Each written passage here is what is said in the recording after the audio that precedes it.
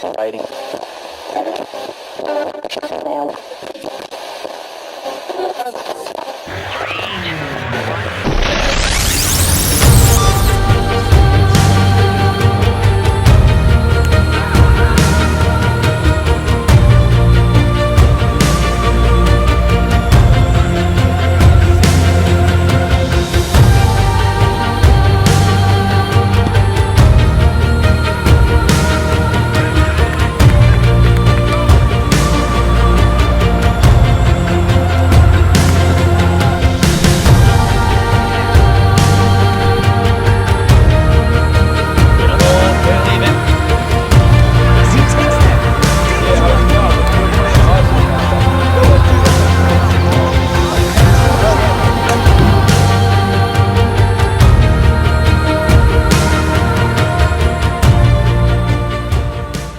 Hello, fellow Wifflers.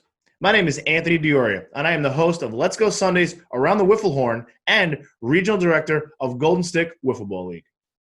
Today is a great day for the sport of wiffle ball. Today, we will see the rebirth of our sport's greatest event, the Fast Pitch National Championship Tournament. Today, I am proud to announce the debut of UW, United Wiffle Ball.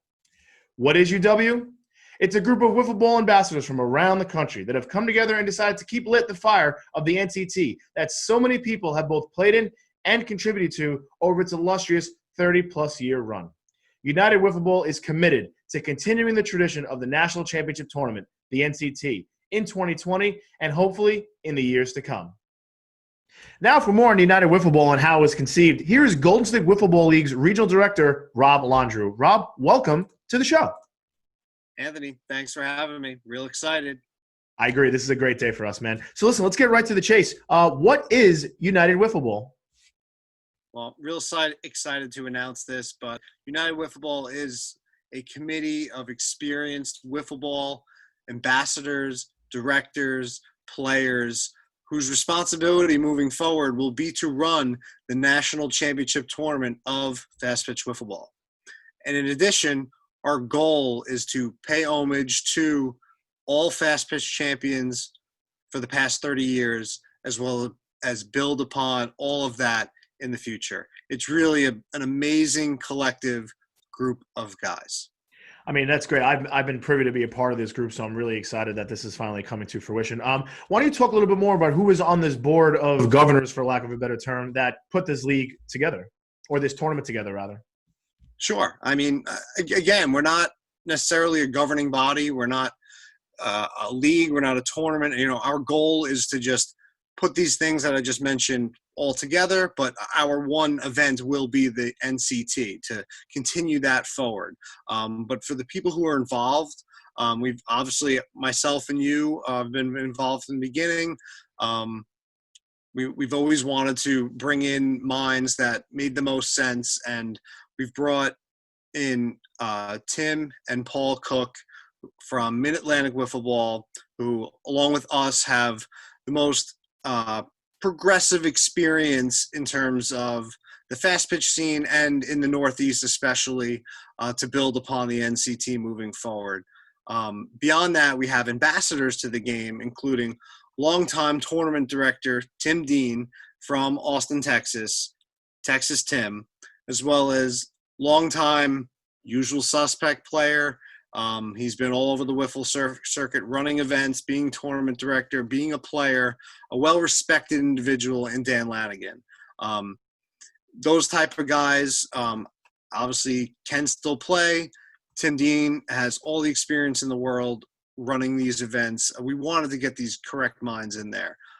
In addition to that, we have primetime players and other, in-scene players and ambassadors that have also helped us, including Ed Packer, a multi-time national championship, one of the best players around, along with Road Toast Wood, who everyone knows. He has great rapport with a lot of players in this league, not this league, in the fast pitch world. So we wanted to include player input as well as media input, like someone like Nick Shirey, who's a huge part of the Mid-Atlantic wiffle scene with his field help, along with Ben Schaefer, Lou Levesque, and Brendan Dudas from NWLA. So we wanted to include as much as we could, not to have too many voices in the room, but just to show that we want to be united. I mean, yeah, as being part of those meetings, I actually couldn't believe how many people run wiffle ball leagues around the country. It was so nice to meet all of these new guys, some of them for the first time. So that was really cool. Last question before we move on to the next part of the show here. What is United Wiffle's mission statement? What do they stand for? What's their big thing here? Well, in addition to just running this national championship tournament, so we're going to have to facilitate and run that, and just having the people who are already running leagues, playing in leagues, involved in doing that. That is actually an aside, almost the easy part. For us, we wanted to be able to build a brand that combines the past and builds towards the future, allow an inclusive event that's also still the highly competitive level that it's always been, along with still being that no holds barred, no roster restriction, scuffed or unscuffed, whatever bat you want to use, open type tournament. That is the goal for us, to be inclusive, to be transparent, to be open, and to be united. Listen, it sounds like a tournament. I'm excited to play in it, and I'm excited to be a part of running it. Rob, thank you so much for being on the show, and we'll see you later tonight on the live show. Let's go. All righty. All right, so coming up next, we'll sit down with two NC team veterans and talk more about United Wiffle's NCT in October. That's Tim Dean and Dan Lanigan. Stay tuned for more. Back after this. What is United Wiffle Ball? United Wiffle Ball is a collection of individuals and organizations formed for the express purposes of continuing the fast pitch national championship tradition, weaving that championship into the fabric of the greater wiffle ball community, and encouraging year-long wiffle ball competition. So the NCT has been a landmark event in the sport of wiffle ball for about 3 decades now. During that time, many players and contributors have come and gone, but some still have plenty to offer. With that being said, I'd like to welcome our next two guests, both with tons of wiffle ball experience as well as NCT experience. That's Mr. Tim Dean and Danny Lanigan. Fellas, welcome to the show. Hey, Anthony. Thanks for having us. It's good to be here. I'm pretty excited about this. All right, great to see you guys as well. Danny, let's get right into it. Let's start with you. You haven't missed an NCT since 2004. That's amazing. So why would this event feel like a continuation of the NCT, and how can your experience playing play into that? Well, Anthony, fast pitch wiffle ball has great history, and I've been lucky enough to be a part of it for the past 17 years. It's been a weekend on the calendar that's always been, put in permanent marker to make sure I was available for. Whether it was in Texas, in Georgia, in Arizona, Pennsylvania now, Connecticut, and Boston in the past. It's an annual pilgrimage to wiffle ball Mecca, where you could be around, the guys in the country, all over the country, who share that same passion that you and I both share. And it's something that I look forward to every year, and I'm really looking forward to this year, to be in Pennsylvania in October. Sure, I am looking forward to having the event be nice and close by so I can make it. And, it's been a while, but looking forward to getting back into it. Tim, you're a familiar face around fast pitch wiffle ball. So let's talk a little bit about your involvement here. First question, why are you helping United Wiffle? Well, once this collective group of guys started to form, I wanted to be a part of this. I wanted to be a part of this movement. I enjoy the fast pitch game. I enjoy being part of the NCT. And I have been every year that it's been in Texas, and I wanted to continue that. I'm looking forward to being the tournament director for this tournament, and that will be my role moving forward, the same role that I've had in all the other NCTs in Texas. So I'm pretty excited about being part of that, and being a part of this group is really awesome. Well, it's good. I'm glad you answered my next question about what your role is. So it's good to know that you're going to be the tournament director. And with your experience, it should be a fantastic event. Danny, with that being said, talking about roles, let's move to your role. You've been on the subcommittee creating the rules and regulations pretty much for this event. So let's get some of those rules quick. What were some of the philosophies and what were some of the goals you kept in mind when trying to formulate this rule book? So I was on the subcommittee with yourself and another ambassador and leader in the sport of wiffle ball, and we basically reached out to our connections throughout the country and basically cherry picked the best rules from the best formats that we've been, fortunate enough to be exposed to over the past however many years. So we are really excited about the rule book we have put together. We've had 3 general philosophies when we created the rule book. Number 1, we wanted to be innovative. Number 2, we wanted to really promote high-level play. And the third one, we wanted to have the best rule book, comprehensive rule book in fast pitch football history. That's good to know. Can you quickly touch on some of those rules that will be implemented moving forward? Sure. So, in terms of cherry picking from different organizations, from Golden Stick, we have implemented the value of the strike zone for fielding plays. In that now, if you throw the ball to the strike zone, you'll get the out at the lead base or hold the base runner. This encourages higher level fielding. Another rule that we've implemented is an innovative rule in wiffle ball. It's not innovative in baseball or softball, but adding a DH. We have never had a DH in wiffle ball. And we thought this would be a great way to really put value on each roster spot so that if a guy is not in the lineup, he could be, in the field if he's a really good player and helping his team win. I would agree. I think there's nothing better in a wiffle ball event knowing that all players on the team can contribute in some way, shape, or form. So that's really good to hear.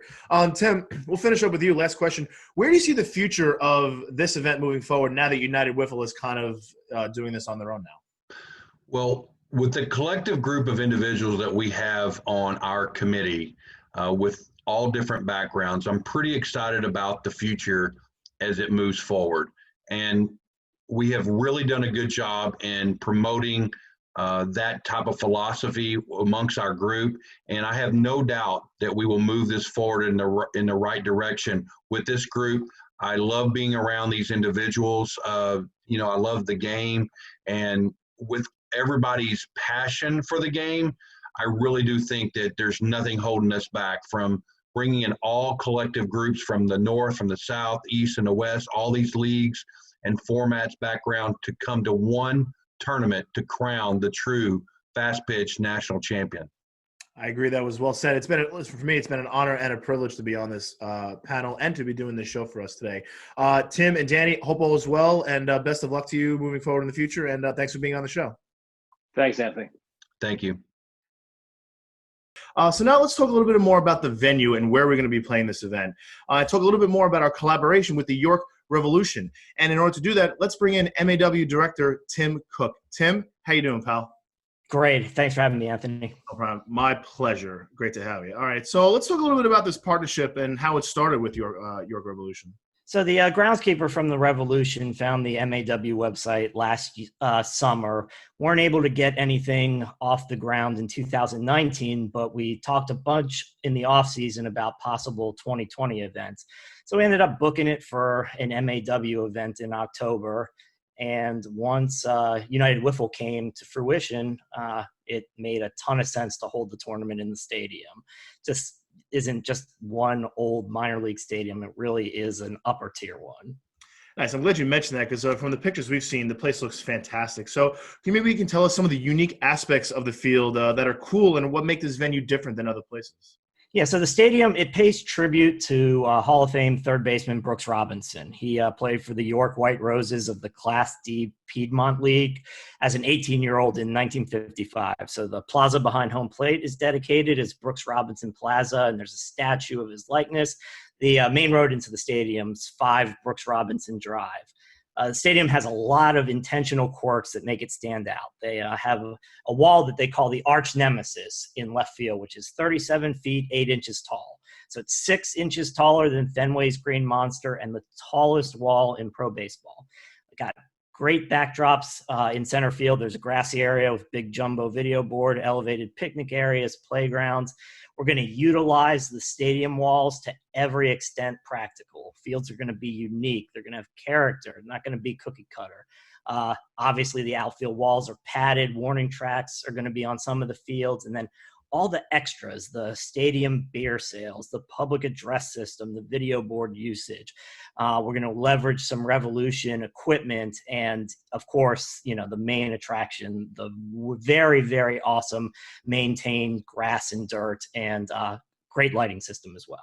That's all fantastic. Yeah, I mean, it's so important to have really high-quality grass and just in general high-quality facility when running an event like this. So last question real quick, Tim.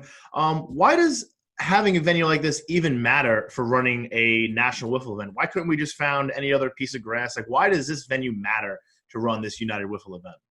Well, I think it's just a great fit conceptually. The York Revolution is an independent minor league team.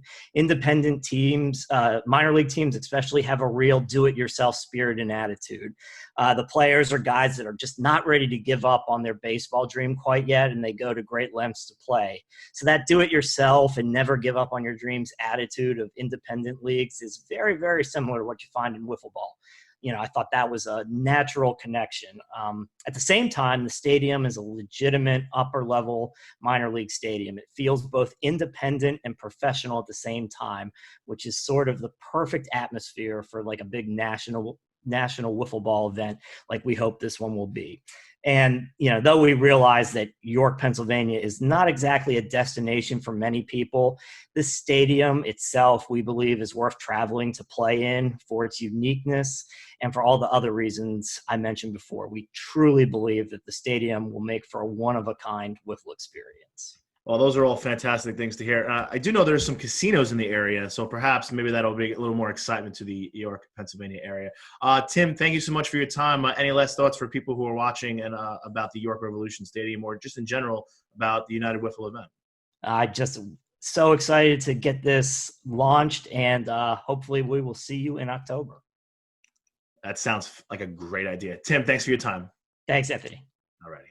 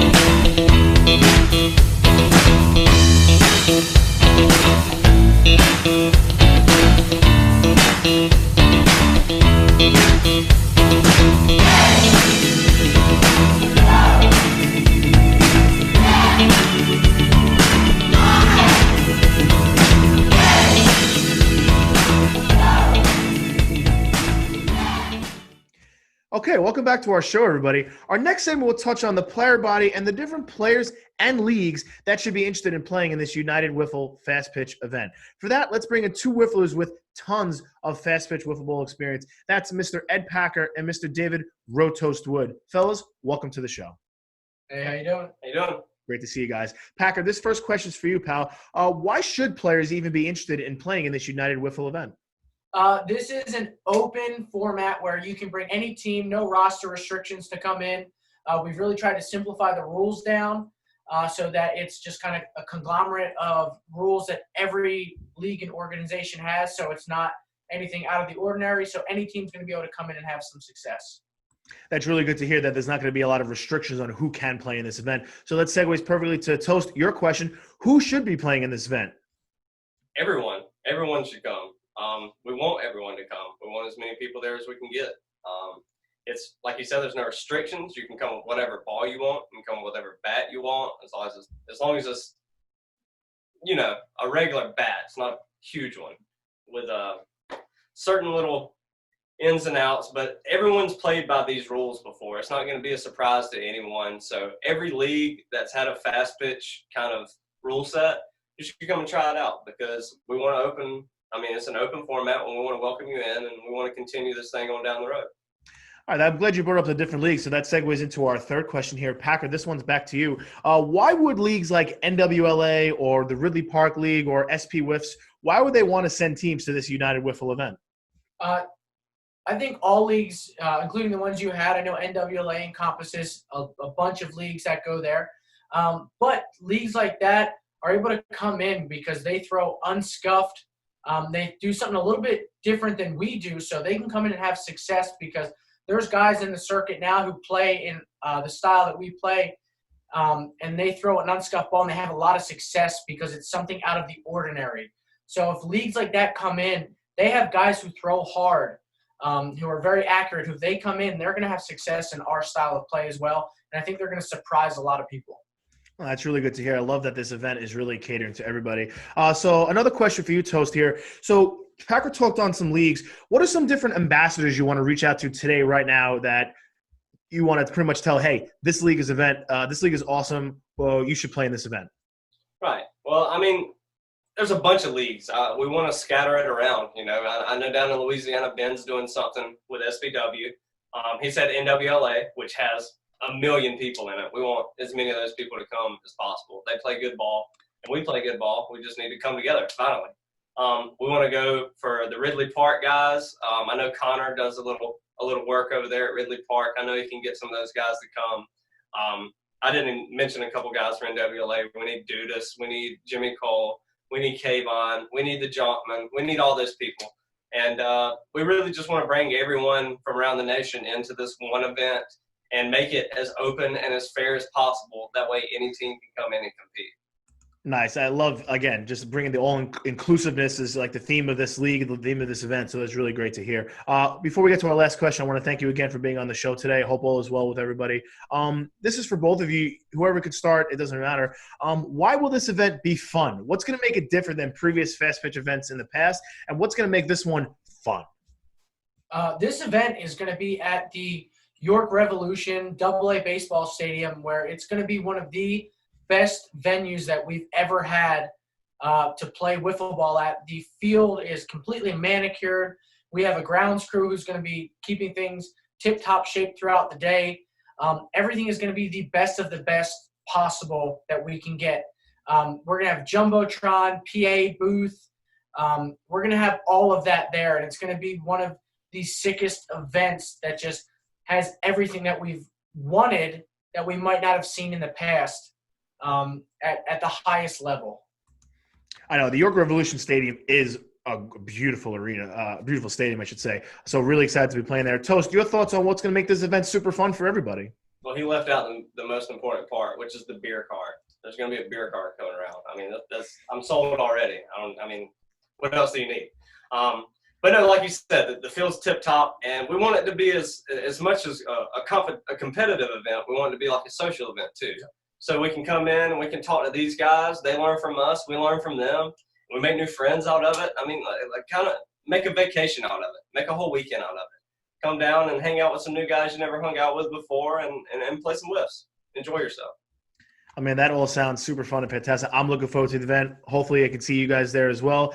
Thanks again for being on the show, and we'll talk to you guys soon. Stay safe. Yeah, man. Thank you. All right, thanks to Packer and Toast for telling us how they're going to be spreading this game amongst the Wiffle community. For more on United Wiffle's media approach to this event, let's bring in the other half of the Cook family. Here is MAW Director Paul Cook. Paul, honored to have you on the show today. Thanks for having me, Anthony. All right, man. So let's get right to the chase here. You're going to pretty much be in charge of the social media of this event. So MAW has been really successful. What has been your keys to success with Mid-Atlantic, and then what are you going to bring to the social media table for us? I think the big, key factor, at least from the feedback we've gotten from players and people that don't play in our tournaments, is just the consistency. You know what you're going to get every time out. There's always going to be a, pre-tournament article previewing the tournament. You're always going to, that starting that Monday after a tournament, you're going to get video highlights 2, 3, 4 a day for the next week. You're going to get stats by Friday, a recap by Friday. So it's just that consistency. I think the big thing, for all of us that have ever played in tournaments, nothing compares to tournament day itself. But that's real fleeting. It's, it's there and then it's over. So just filling in those gaps in between the tournaments and just keeping constant, content. We all like to review our plays. We all like to, see what we did. We all like to hear the game broken down, and just giving, guys a chance to, show off their personality, show off their play, and get to see themselves, when the day is over. I would agree. Nothing better than watching me hit a bomb off Connor or Toast. That's nothing better than that. Yeah. I agree. So last question real quick.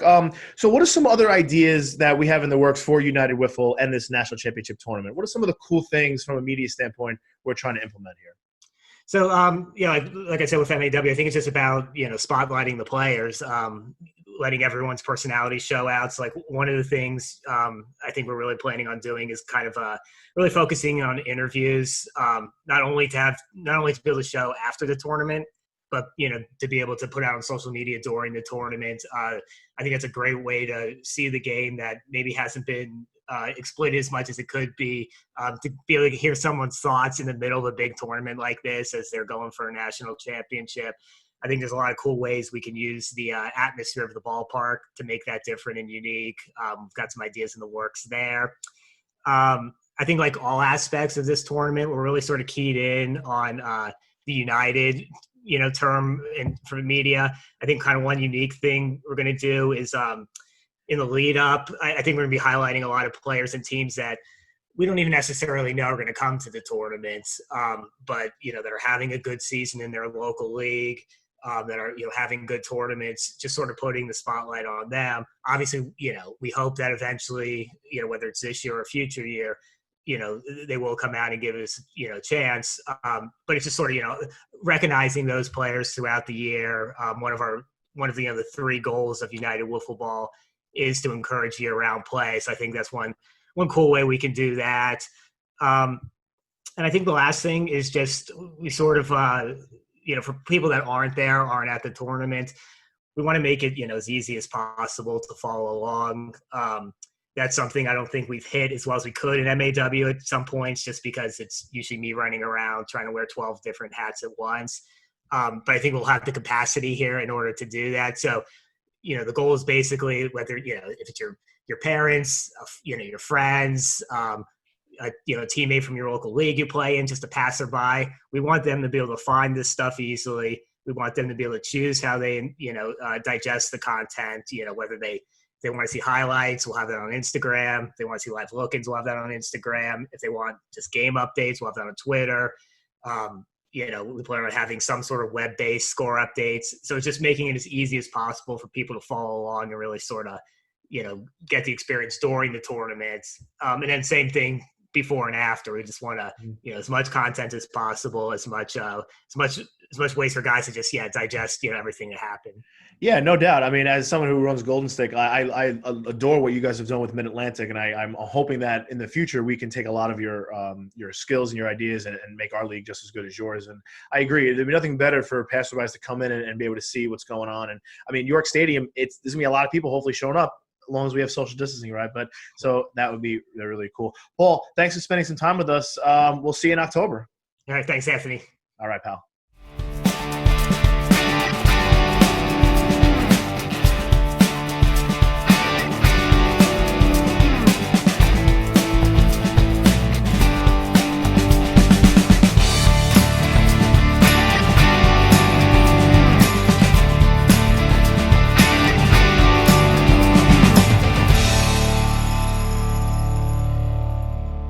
Well, that's going to do it for our show today. Thank you for all of those who helped contribute, including Tim and Paul Cook, Rob Landrew, Dan Lanigan, Tim Dean, Ed Packer, and David Wood.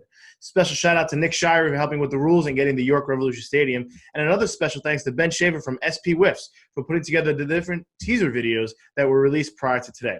Don't forget to tune into our live show tonight at 9 p.m. Eastern on YouTube Live to break down all the news from today and talk more about the upcoming NCT in October. You can follow United Wiffle now on Twitter, Instagram, Facebook, and also check out our new website, unitedwiffle.com.